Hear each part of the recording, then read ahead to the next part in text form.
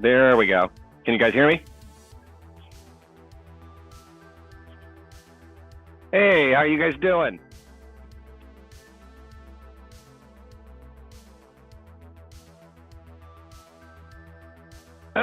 Got a little bit going on. So the high today is supposed to be 80.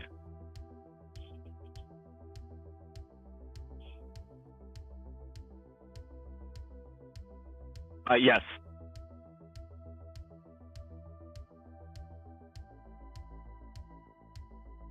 Yeah, no, we get like 300 days of rain a year.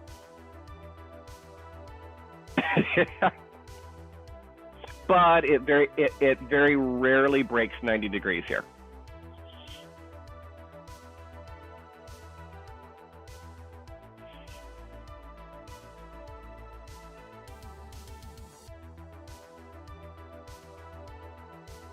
Yeah, at least it's not Phoenix where they're having their like 23rd day in a row of 110 plus.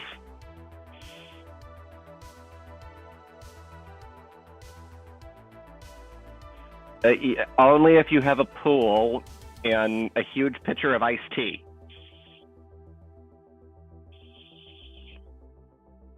Gold Peak.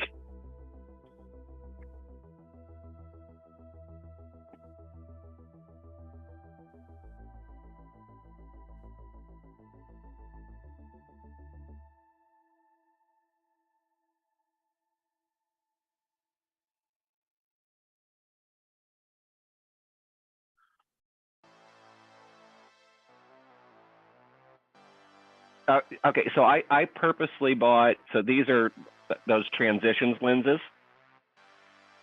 And I got these, this is my second pair, I got these years ago. I did not realize they don't work in the car.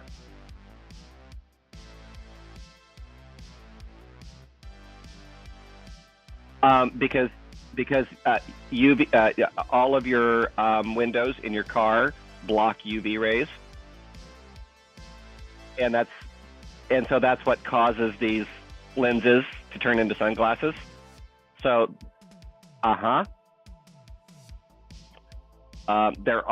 they are also temperature sensitive. So, like, if it's sunshiny and I go outside to have a cigarette at work, and it's like 35, 45 degrees outside, they'll turn dark in the sunshine, but until they warm back up, they don't clear back up. So I ended up walking back into the office, and I'm just wandering around the halls looking like Stevie Wonder.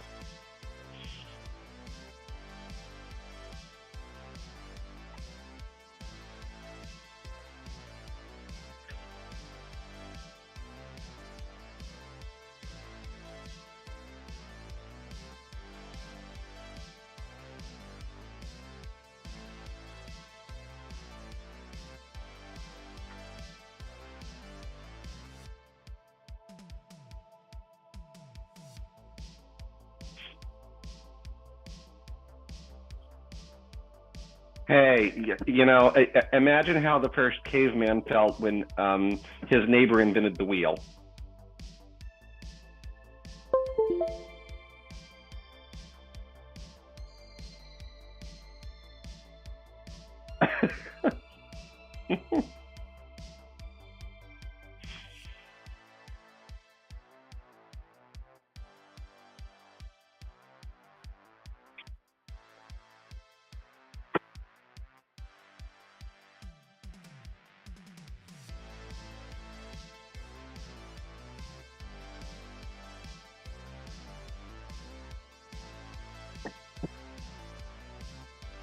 Okay.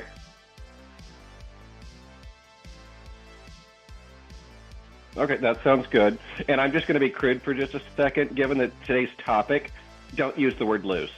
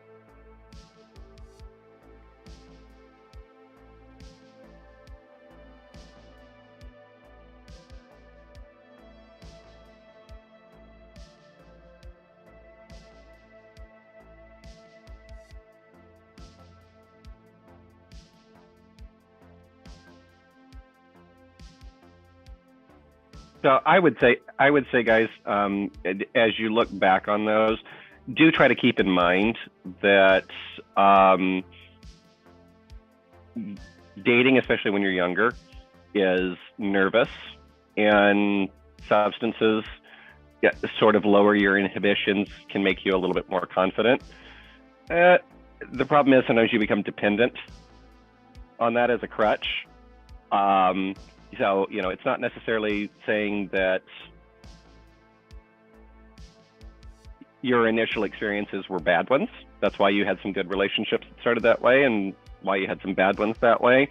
It's just, the fact that, when we're in our late teens and early 20s, we're a lot more self-conscious, and then we become, hopefully you get away from that and become a more confident adult and have an adult relationship.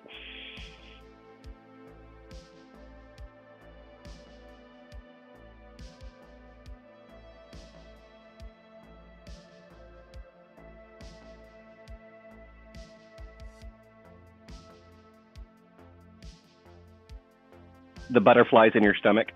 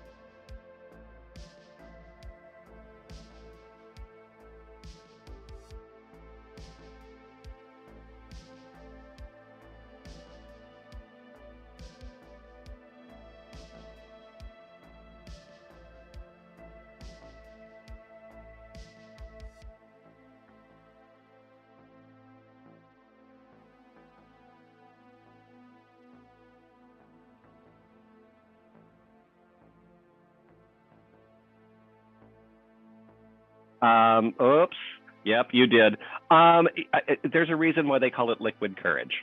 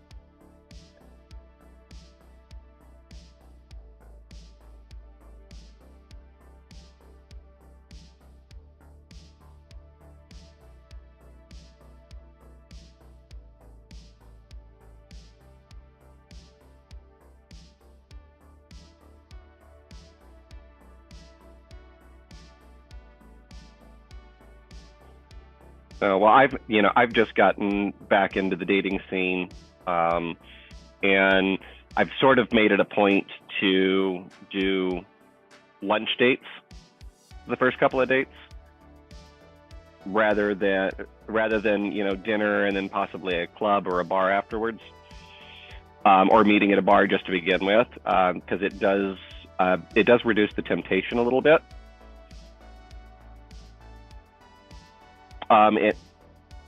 It seems a little bit more. Sitting across a table from somebody with big plates of food in front of you seems to be a little bit more conversational.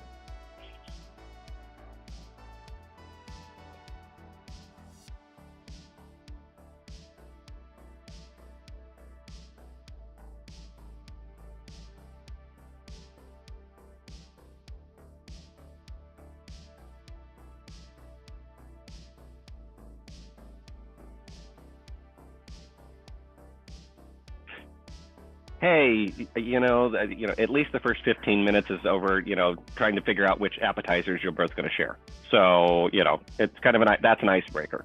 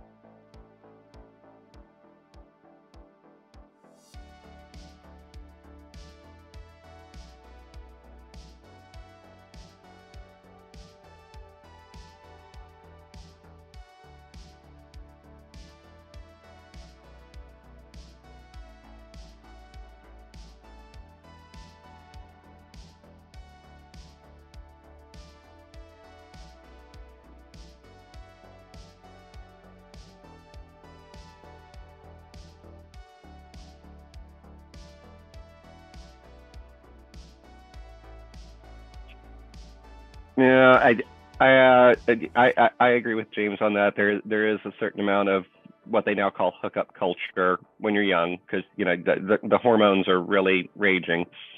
Um, and I think, isn't there a country song about going to bed with somebody beautiful and waking up the next morning and having second thoughts? Can't remember the name of the song, but I do remember that.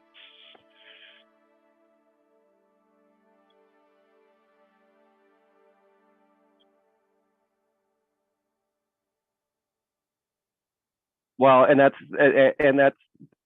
just goes to say that substances alter your judgment. When you're sober, you'd make a different decision.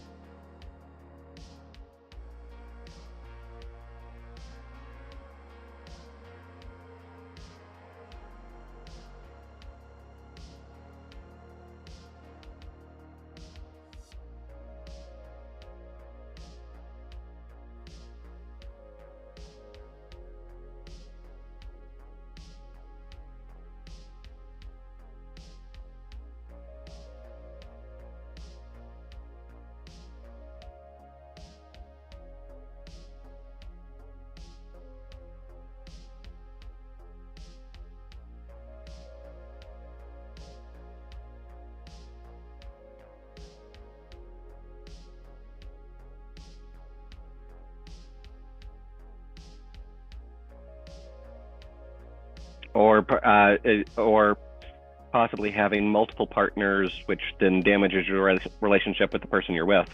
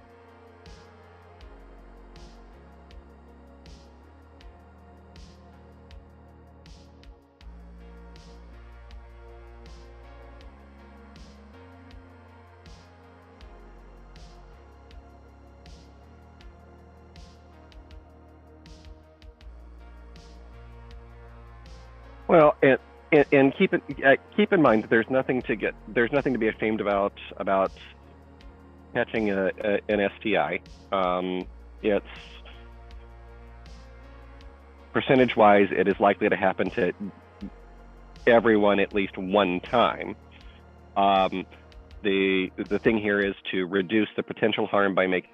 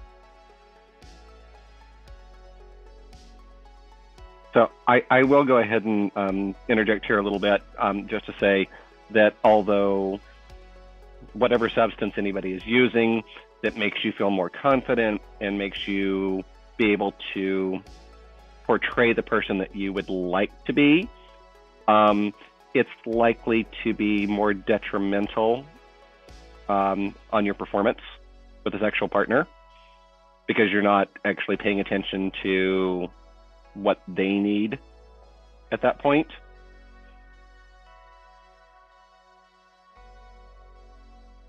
That's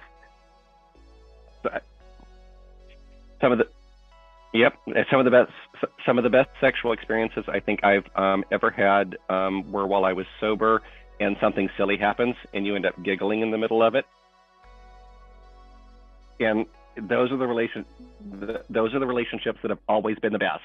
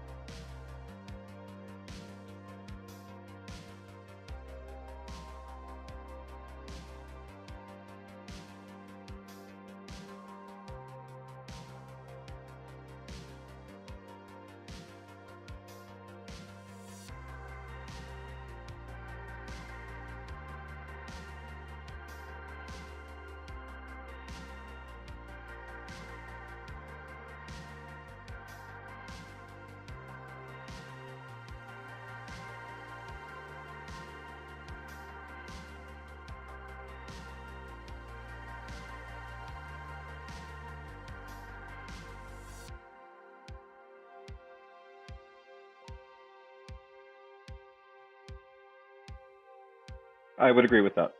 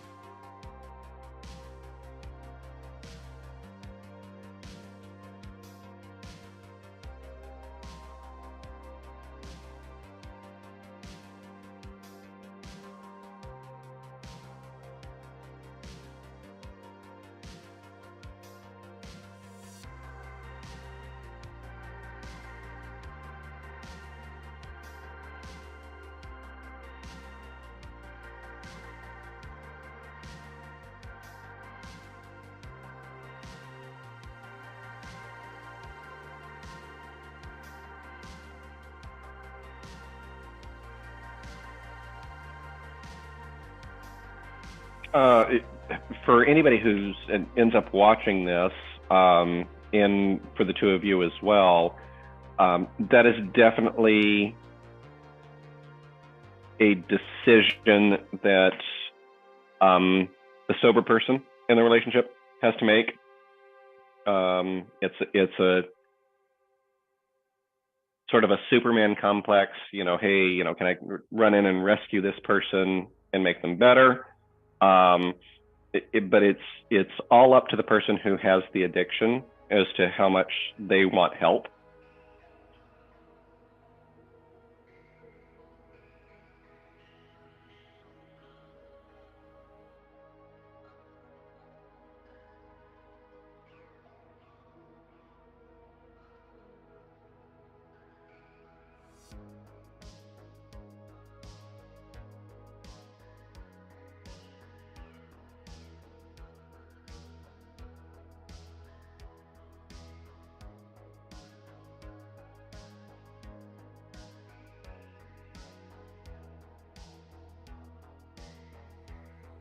I would say building on that, if you've got one person going into the relationship that is pretending to be somebody that they aren't, then it's probably not going to last.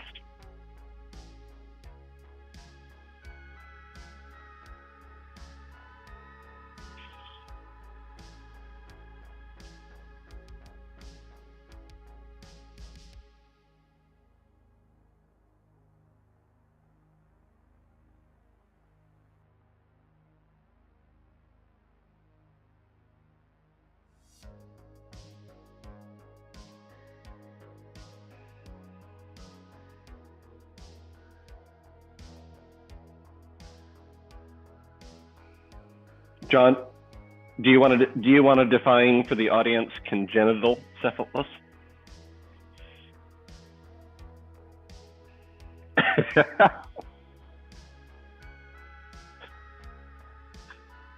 All right. So congenital syphilis is a very technical term, but basically it means that a baby is born and catches syphilis from the mother who had an infection that she did not get treated. And so it's, it's very dangerous for an infant. There's lots of things that during birth a baby can have problems with. This is one that's totally avoidable by either protecting yourself during sex or getting tested and getting treatment.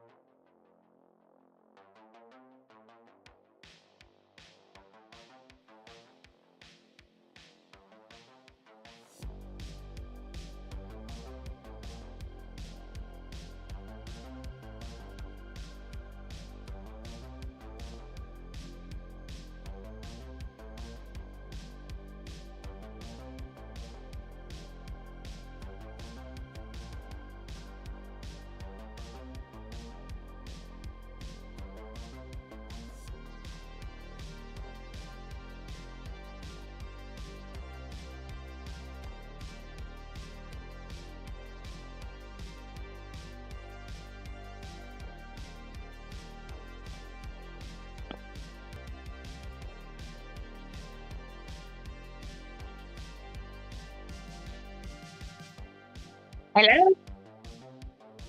I'm spooky. Hi. Well, you look fabulous. And Thank so you. here, I'll show myself too. Oh, Chew, you look fabulous. Oh, I love her already. I like the hair. It's very snarky. I've had the same haircut for the last 15 years. I like it. All right. So I was about to chime in. Oh, sorry guys, I was outside. Let me step back in.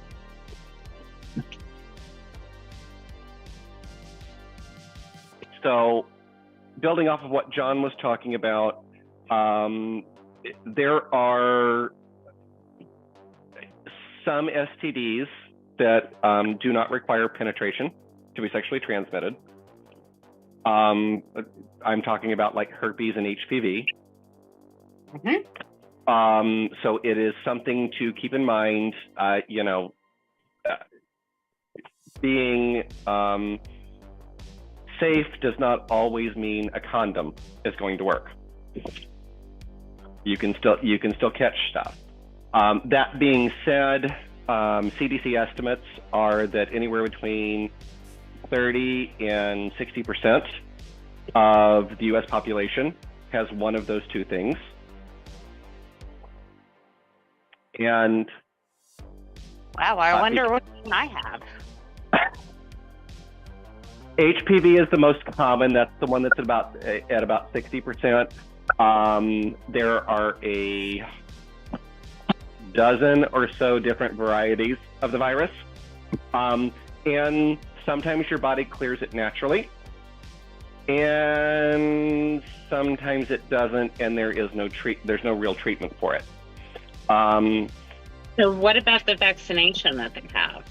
So you're talking about Gardasil. Uh-huh. That covers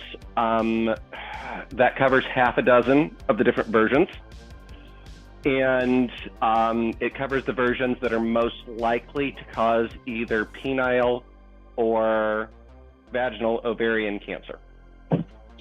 Okay. So it is better to get the 3-shot set before somebody starts having sexual activity. But we know kids.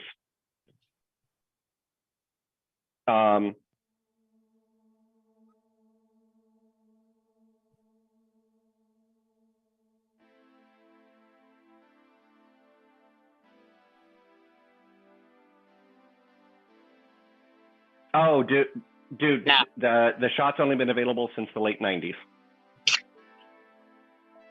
So it's brand new, and originally they only recommended it for women. It wasn't until after 2010, don't quote me on that one, that they started recommending it for boys as well. So it's a fairly new thing.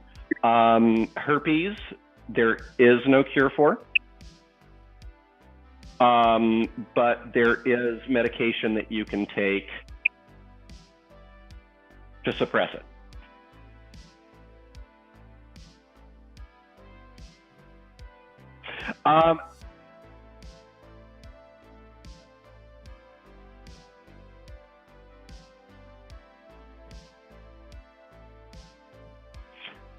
Well, you know, without getting into the U.S. health system and what people get charged, the fact that there is something that can suppress it and keep you from passing it on to anybody else is still absolutely amazing. Going back, John, to what you said about how technology moves forward. The important part is that people get tested on a regular basis. And then therefore, if they do end up with something, they can get it treated and not pass it on to other people.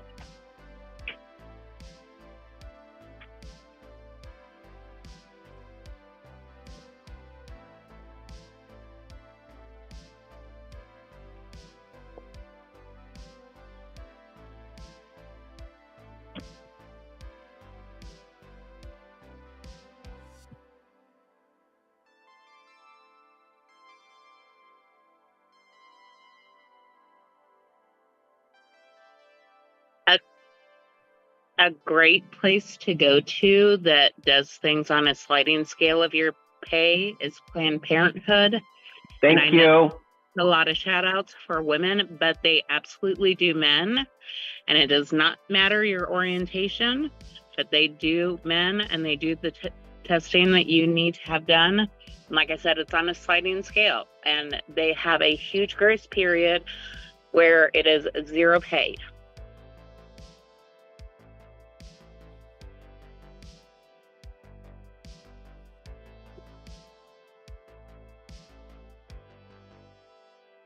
And usually, I mean, at least in my neighbor or my little bitty town, we have 2 Planned Parenthoods. All right, and so James, oh, go ahead. No, go ahead.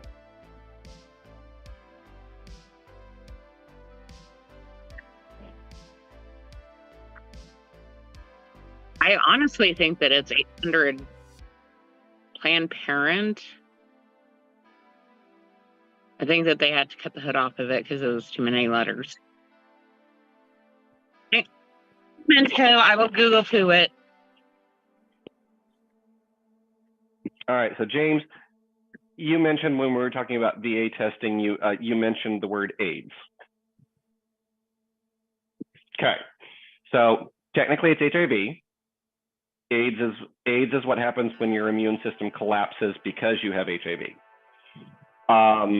As a gay man, and I'm not going to get on a soapbox here, but somebody who is diagnosed with HIV and is on their treatment the way they need to be cannot pass the virus to anybody else, male or female, as long as they're being treated. There is also a medication that you can take that, if you take it as prescribed, prevents 99.9% of HIV infections. And people live thriving lives on that. I have 2 of my guy friends who got diagnosed with HIV and have been living with it for both of them contracted it within 6 months of each other, and that was their diagnosis. And so we found out about it, and it was like devastating for all of us because we didn't even get the precursor. It's supposed to wet flu. Okay. And they have been on treatment for almost as long as, like I said, 15 years. And I just ran into both of them. We went to gay karaoke to support puppies and doggies. Puppies and kitties, sorry. Or as they were casually throwing it about puppies and pussies.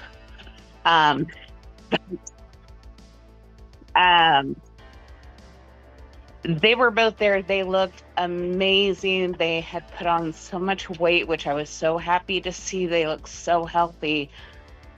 It is something that is treatable and not treatable. The symptoms are treatable. And it can get you, like he was saying, it can get you down to where you are at an almost no risk of transferring it. Undetectable equals untransmittable. U equals U. Okay. You have way better verbiage. I'm going to shut the fuck up. So, I, obviously, as a gay man, I'm a little bit more aware of this. I have had partners, and that are HIV positive, and they, once their infectious disease doctor gives them the all clear that, hey, we can't find any trace of the virus in your system, totally good. I am still on the preventative, which is, for anybody who's watching, is the protocol is called PrEP, pre-exposure prophylaxis.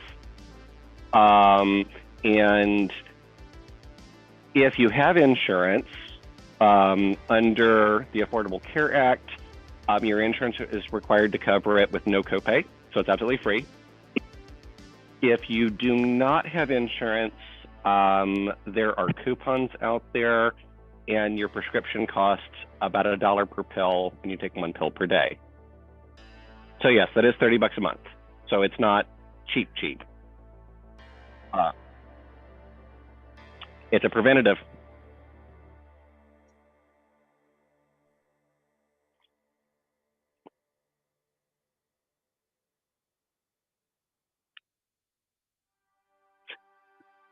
So going back to our last video that you guys recorded, talking about a routine and taking your medications on a regular basis, it's just 1 more pill.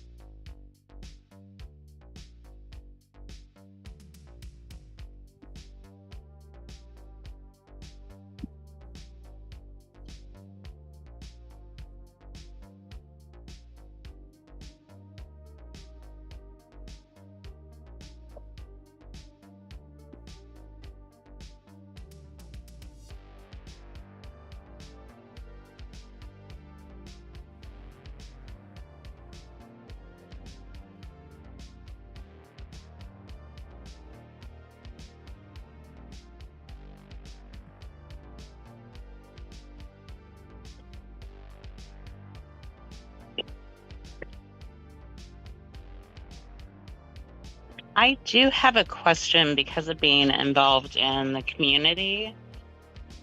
What, if any, advice you have out there for, say, the bisexual or the lesbian group?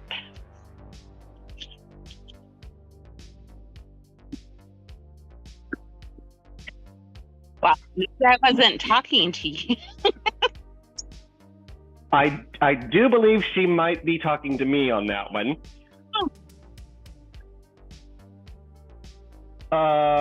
Okay, so what, are we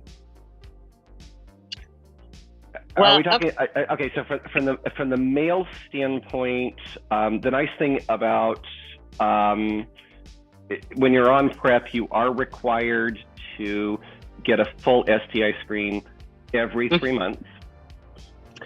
Otherwise, you cannot refill your prescription.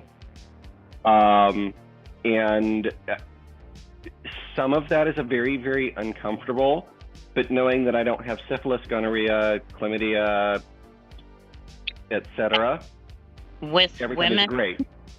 With women, when we go in to have our OB check, that's a staple of what we have to have done. And we get this really fun thing. It looks like it is a plastic toothbrush that goes up inside us, and they go, wiggle, wiggle, wiggle. So think about like the coronavirus test, except for not the spot. And it's comfortable. Okay, so, all right, guys, how detailed do you want me to get on this? Because you guys are the ones publishing this.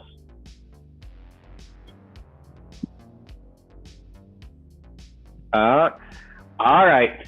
So as a gay man, when I have to go in for my STI checks in order to get my prescription refilled, I have to take a Q-tip and stick it up my butt. I have to take another Q-tip and stick it in the end of my penis. And I have to take a Q-tip and tickle the back of my throat. Wow,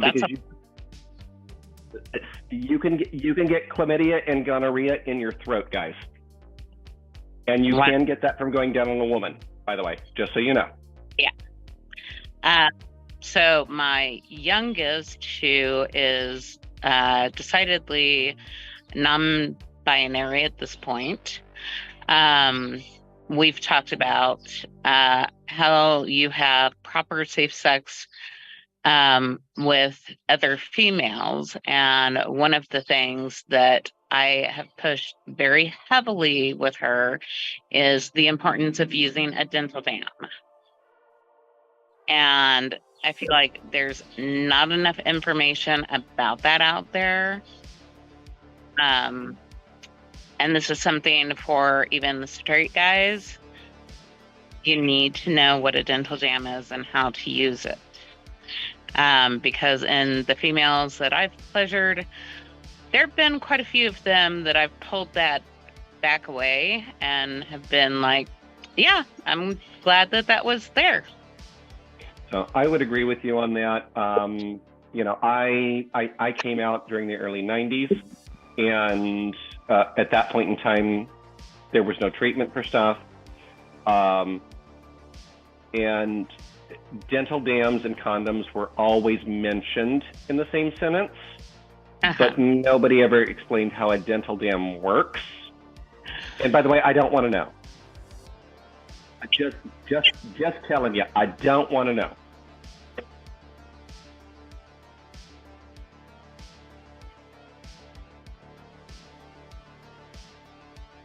It can be a sensitive one. Also, the hygiene of any toys that you have absolutely is a must. Oh, you mean like so during COVID when we had to wipe everything down because the germs were all over on the surface? Right. All of your toys should always be treated like that. They should always have their own cleaner that is specially based for them. Do not put them in the dishwasher. Nobody wants that.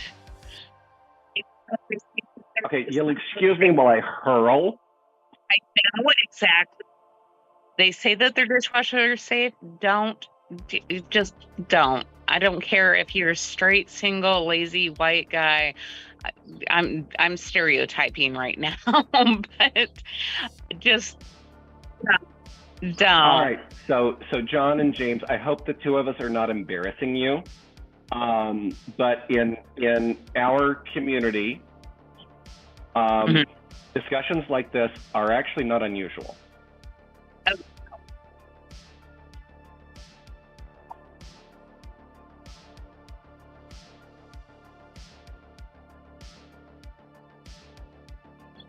Well, I do think that at least among in the straight male community, discussions like this don't happen. Okay, gay, bisexual, and straight females, we talk about this shit all the time. I'm bi, thank you, but that was sweet. Well, I knew you were bi. I'm sorry. I didn't mean to exclude you, and that does happen in the LGBTQ community. Yes.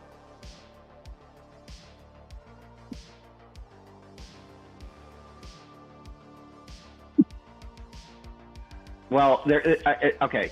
So between her and I, there is nothing that you boys probably haven't done. That would we just, no. What? That would shock us. Yeah, nothing that would shock us at all. But you guys need to talk about this stuff because circling back around to the subject, safe sex is important, and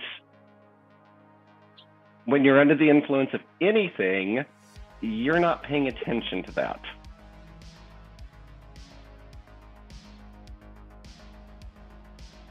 Well, oh, go ahead. I also throw out there that there are those who do legitimately suffer from sex addiction. And there is a certain kink to not playing by safe sex rules, by allowing people to do things to you that are going to compromise your health, your immune system, permanently. And you might be into it, but unless you know that person and you have been with them to go and get the test and to hear the results of the test, you don't know that that person is 100% clear to do that. And you don't know that they're going to continue to be that way. So it's something that, as a very active sexual person, I just go off of unless it's my husband, I don't trust him. That's just it. She's got a very good point there.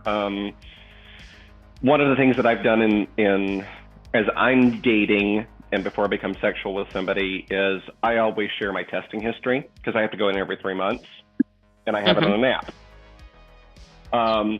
But just because it was accurate yesterday doesn't mean it's going to be accurate today or tomorrow. So you always have to look out for number one, which is yourself.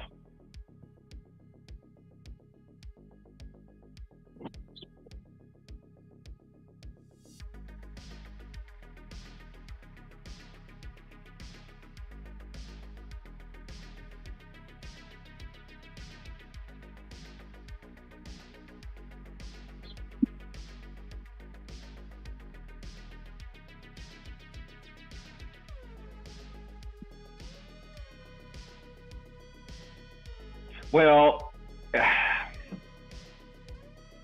I can't remember where the saying comes from, but there's it goes something along the lines of trust and verify. Yeah. And at a certain point,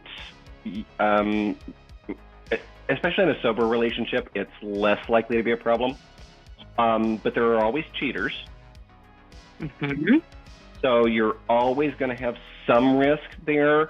At a certain point, when you become emotionally connected to somebody, you just sort of have to trust. But that does not mean you don't continue to visit your doctor and get tested. Because that's the part of looking out for you. Because if they are still dating outside of the pool and happen to contract something, the sooner that you can get on top of it, the better off your chances are. I completely agree with that. I love the fact that I have to go into my doctor. I'm not overwhelmingly sexually active. Wish I was. But oh, don't hang out with me, honey. I'll places. I love the fact that I have to go into my doctor and get tested, because I don't know that I would do it as much as I should if it wasn't a requirement of the prescription. I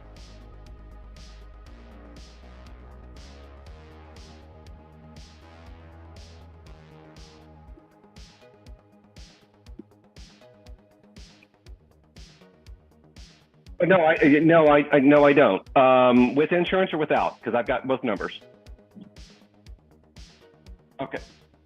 So with insurance, and I'm on a high deductible health plan, so I have to pay out of pocket for most of this.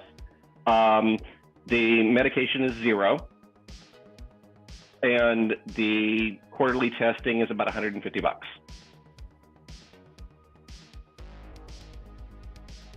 That's quarterly.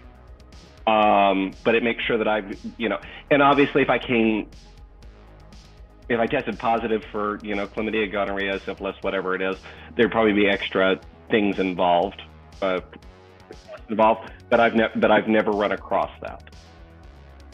And I have tested positive for chlamydia before, and they put me on a round of antibiotics. The round of antibiotics here was, I think, $2.96, which you get on GoodRx, and it'll knock that down even cheaper. And when I've gone into Planned Parenthood to have that done, I go in every 3 months, and that's because I'm a paranoid person. So... Well, I have to, so, hey. Well, yeah, I know that you have to. I don't have to, but I'm paranoid. So I go in every 3 months just to make sure that everything is copacetic, regardless of what I've been doing, because, sometimes things take a little bit longer to show up. And so I'll go in every 3 months and get my testing done. And because of the sliding pay scale, I only pay $25 to get mine done. And they know that I have insurance. They know that I can pay more for it. But on the sliding pay scale, that's what they have me at, which is just $5 more than my copay is going into my normal doctor for a visit.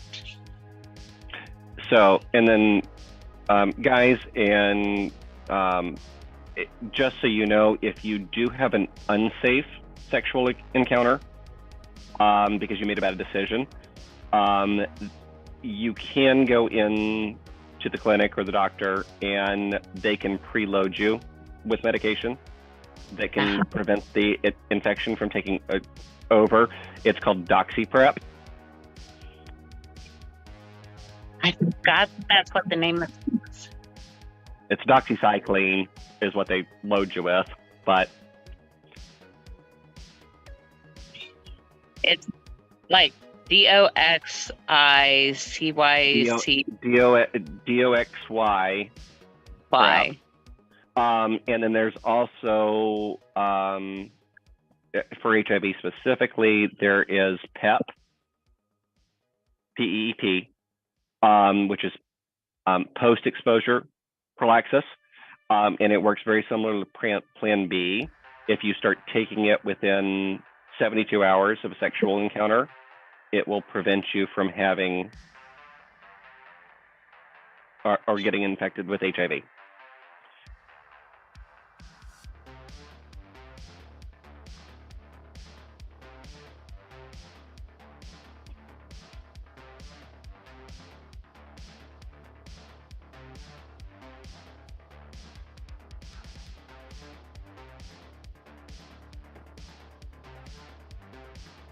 Yeah.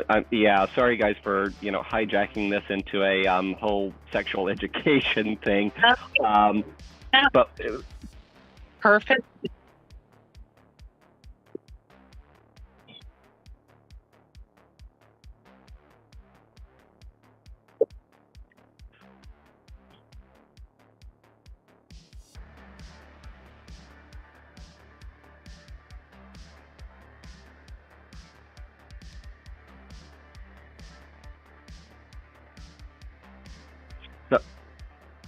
No.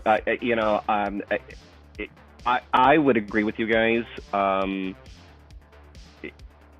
if you know, have an addiction or you're coming off of an addiction and trying to recover, um, it, those make the decisions while you're under the influence difficult. But if you make a bad decision and you wake up the next morning, there are options out there, and people just need to be aware of, you know, hey, I don't need to just do the walk of shame back home. I need to then follow up with my health.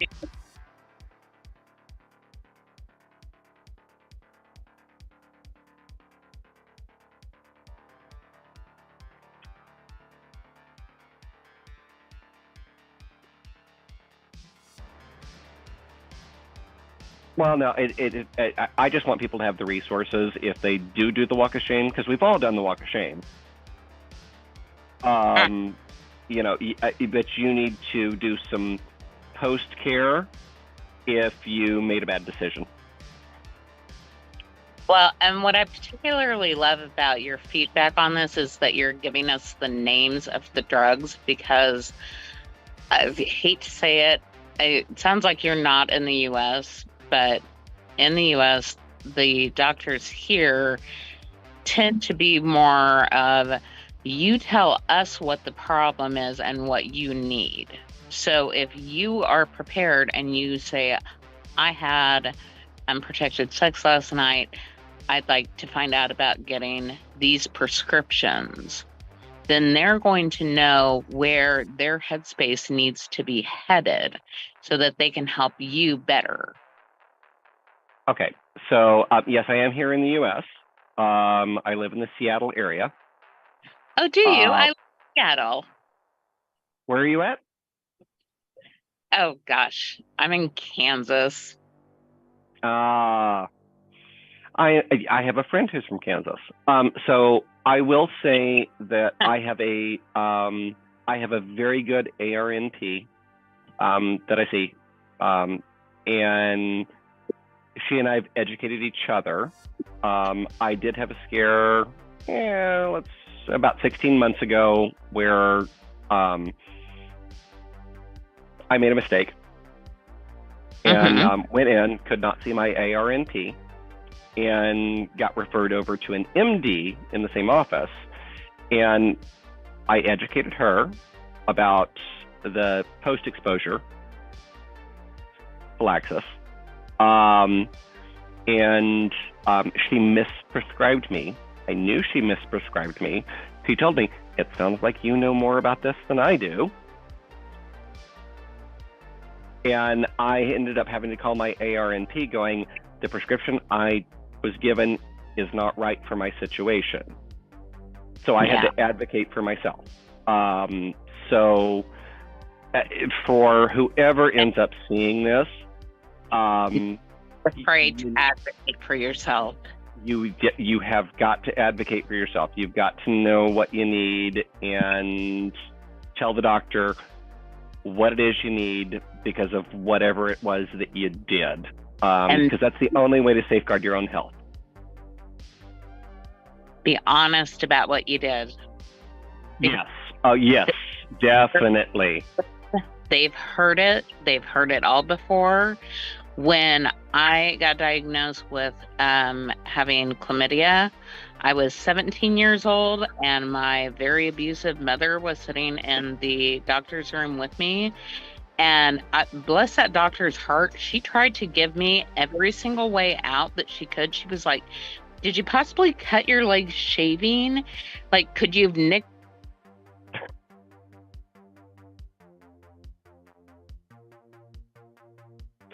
So okay, like, so guys, no. you're getting a view of what medical care is like when you're not a straight male.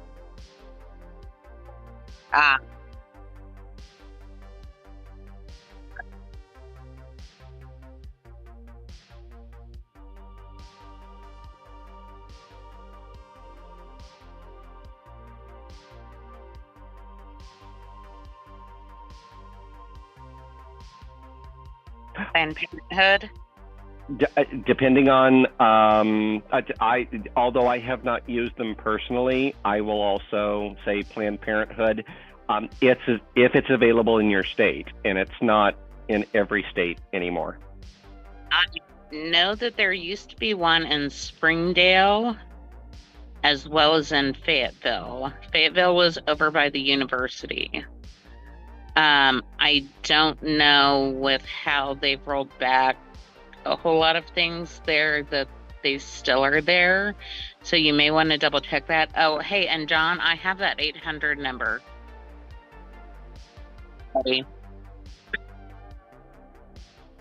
It is 800-230-7526.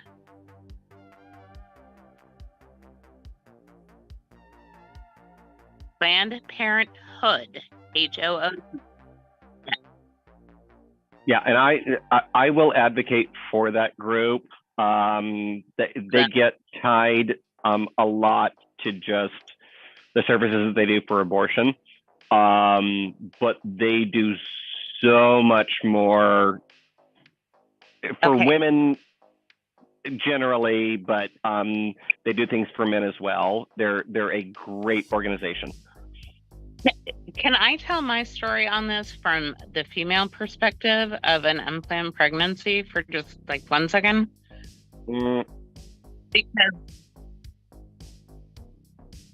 Because I went in there when I had taken 2 home pregnancy tests and found out that I was pregnant, and I went through every emotion from being elated to freaking out and being depressed and not knowing how in the world I was going to handle any of it.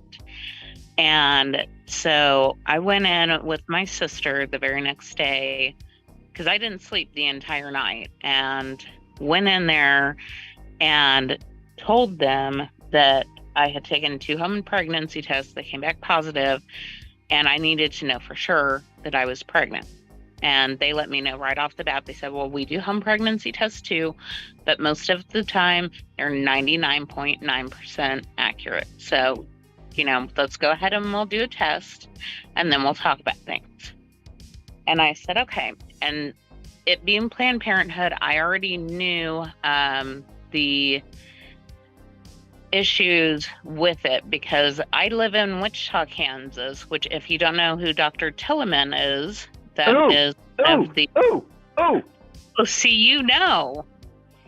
he was here. He was one of our doctors here. Dr. Tilleman was assassinated outside of his clinic for nothing more than doing his job. And it was shameless. We've actually had 2 other doctors killed here. It is absolutely unbelievable. And but effing Westboro is just straight up north of us. Yep, they are. And I cannot stand that. I love when I see my take pictures in front of the Pride House. It cracks me up. But the amount of hatred towards abortion here. But when I was sitting in that room waiting to get my results, I was so fearful of what was going on because Tillman had happened, I think a year before that, maybe it was a year and a half. And I thought that they were going to come in and be like, all right, you have to have an abortion because, you weren't expecting this and da-da-da-da-da. They were so sweet. They came in and they were like, well, yes, the test is positive. And by the information that you've given us, you're probably between 2 and 3 months pregnant. So that's where you're at in your stage. So given this information, how do you feel at this point? And that's where they started, was how did I feel? Not what did I want to do? How did I feel? And I said, I feel overwhelmed. I don't know what I want to do. And they said, okay, there's so many routes that you can go down on this. And the first thing was they handed me a pamphlet on how to be a good parent. That was the very first one. The second one was knowing your adoption rights. The third pamphlet that they handed me was adoption rights with joint custody. And then the last pamphlet that they handed me, and they held it in their hands for a moment and said, we want to let you know that this pamphlet is absolutely optional to take. You do not have to take it. And we just have to let you know that this is one of the options. But it is on abortion, and it will tell you when the cycles are that you can have an abortion, and specifically within the state of Kansas when the cutoff is. Well, at that point in time, we could still do midterm abortions. But since I was in my first trimester, they were like, the sooner that you have it done, the better it would be on both you and your body and everything. They did not ever force abortion down my throat. If anything, they forced adoption down my throat. And I'm happy to say that I chose to keep that child. She's 22 years old. She's in Kansas City. She's a medical teacher at a university. Woo. She is a I don't know if I should give this away. Well, she is a teacher in healthcare simulation technology, which is a new and thriving art of having artificial bodies that they then create the human organs for whatever it need be it a heart, be it lungs, be it intestines, an esophagus so that they can do trachea, veins so that they can work on doing IVs. She makes all of those inside the lab. And then in addition to that, she does computer coding so that she can look on one screen and see what the computer coding is supposed to be correctly. And she can look on the other screen and she can see what they're doing in real time and see where they've done right and where they've gone a little bit off, it'll show yellow. And when they've gone really far off, it'll show red. So she is the Oz behind the machine. So I'm very glad that I made that decision. And that decision came down to I understand that abortion should be available for everybody because there are horrible things in the world that happen out there. And it is not my place to tell someone else what they should do with their body, no more than it would be my place to tell any of you guys what to do with your body. That's not, to me, that's not fair. And for Kansas being the first state to actually vote on that, and we voted that we were keeping our right to our bodies, I am so proud of this state. We came out in numbers that have not been seen in years to say, no, we're keeping our rights to our bodies. And it was equal male, female coming out to support it. And I knew that it was not for me. And I knew that if I had adopted her out, I would wake up every morning worrying my head off. Did she have enough food? Did she have the right kind of clothes? Did she have enough love? Did she know that she was cared about? Did she know that there would always be someone there for her? Did she know that she had a protector? And I knew that then the only answer was I had to buckle down and become the opposite of the mother that I grew up with. And I will say that 3 kids in now that are 22, 17, almost 18, and 15, almost 16. I have some pretty darn good kids, and I'm not afraid to say that because I get compliments on them all the time. And John will tell you that he talks to my kids and okay.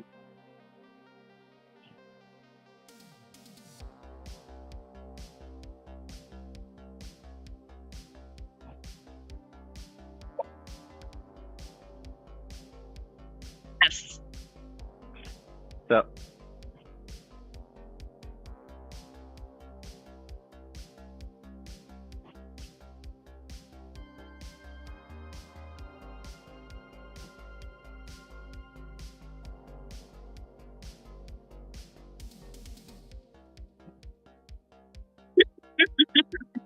So, well,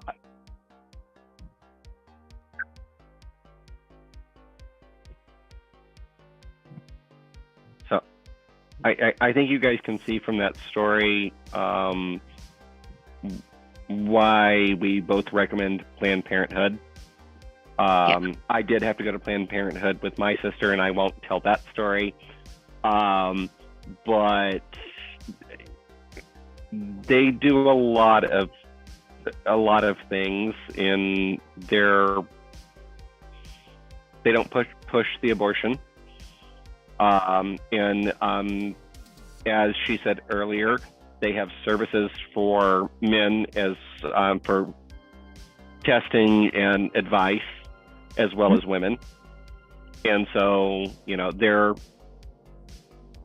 a good place to send your viewers who can't go, who don't have access to a doctor because they don't have insurance. Or if they're scared to go to their family doctor because it may work its way back around.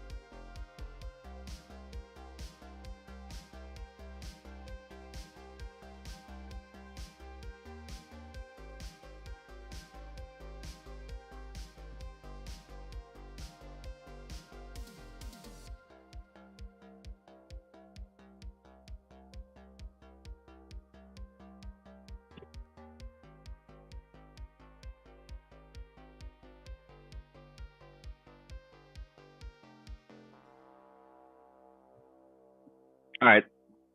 Sounds great, guys. Thank you for the invite.